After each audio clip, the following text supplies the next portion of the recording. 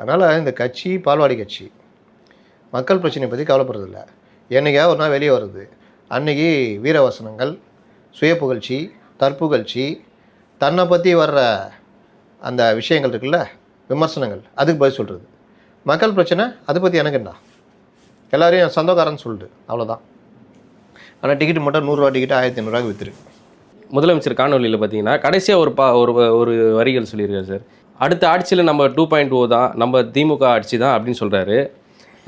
அது இல்லாமல் முத்துவேல் கருணாநிதி ஸ்டாலின் வந்து சொன்னதை தான் செய்வேன், செஞ்சதை தான் சொல்வேன் அப்படின்ற மாதிரி ஒரு பஞ்ச் மாதிரி ஒன்று சொல்லியிருக்காரு. அது எப்படி சொல்லணும்னா, முத்துவேல் கருணாநிதி ஸ்டாலின் சொன்னதில் 15% தான் செய்வேன், 85% செய்ய மாட்டேன். இதை போய் அன்புமணி ராமதாஸ்கிட்ட சொல்லுங்களேன்.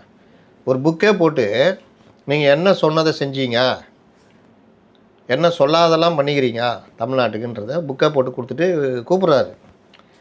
வாங்க வாதத்துக்கு வாங்கன்னு கூப்பிட்றாரு. யாராவது போனாங்களா? இவர் தான் போக முடியாது. யாரையாவது அமுச்சு விட வேண்டியதானே? இந்த சரவணன் ஒரு வக்கீலாக இருக்கார், அந்த மாதிரி யாரையாவது அமுச்சு விட வேண்டியதானே?